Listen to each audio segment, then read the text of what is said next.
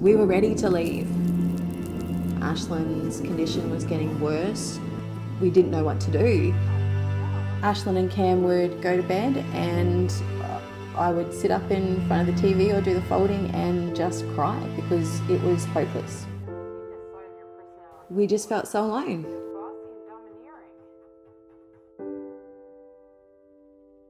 My husband Cameron and my daughter Ashlyn and I live in Clermont in rural Queensland. Wanna take you somewhere where the sky is open.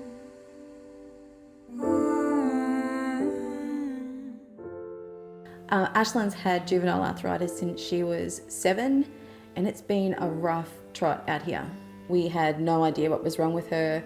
We had no idea what was about to come. Diagnosis of these conditions can be very difficult in remote areas and their treatment even harder. Things continued to get worse, so we travelled into Mackay to see our old GP. Thankfully, he had Dr. Adib's business card, and before you knew it, we were in Brisbane looking for a diagnosis. Well, in case of Ashlyn, it was important to diagnose her as soon as possible, and treatment was available straight away after that. And unfortunately, the family had to stay back a couple of days more, and these are not small costs for these families. At that stage, Ashlyn was so depressed it was very hard to get her out of bed. So when you've got a 7-year-old who's depressed, and the general consensus from a psychologist is that they won't see her until she's ready to kill herself, that's not good enough. Our kids deserve to have treatment. I just feel that it's unjust that these people have got no services, you know, and there's still an enormous travel. It's a big dash to Brisbane normally. We generally leave at midnight. It's a good 10-hour drive, and when you've got a child with juvenile arthritis and their joints are seizing and she's screaming in the back and she's trying her damnedest to get through the drive, it feels as though you're never gonna get to Brisbane. The stress is real, it's there. This is not just an illness for a child, it's a family illness because we're all affected by it. If they have a specialist that is permanently there or they're a hell of a lot more than what they are, then that stress again is taken off. So it might be easy to just think, why not move? But it's not as easy as that. Psychology is a very important part of treating these diseases. Even if mum and dad want to move, how about how Ashlyn is feeling about all of this? I think we were a good 9 months into the JIA journey by the time we'd had that first major contact with Zoe's Angels. Nat saw that we were in the Wesley, and from there we met with Di and we had a cup of coffee, and that was a special moment for us because we felt seen and we felt acknowledged.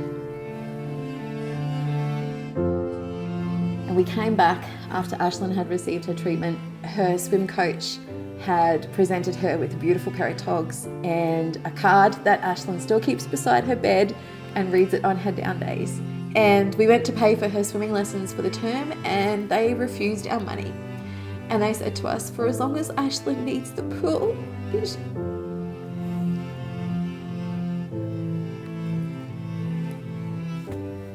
that we won't pay a cent. They're just so special. They're just so special.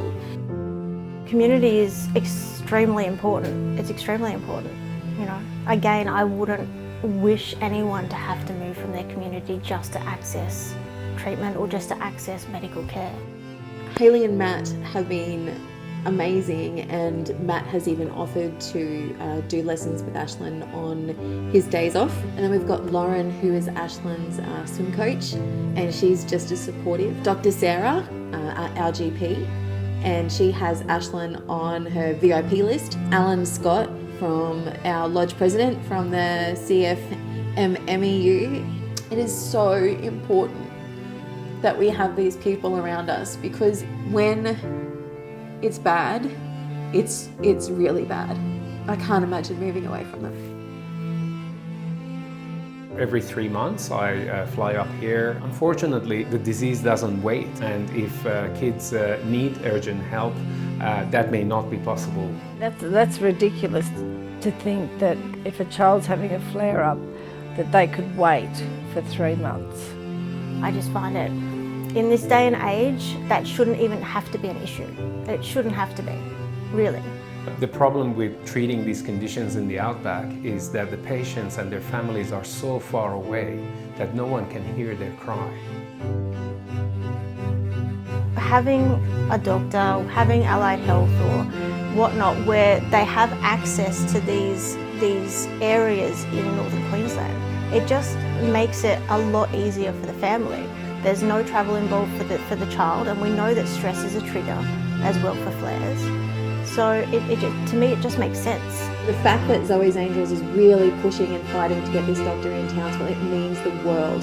It changes the way we would access healthcare for our children. The government give very little, and we're doing our best to fill that gap. We're just trying to give these kids a life that is full and that can be lived to the extent that every child deserves to live.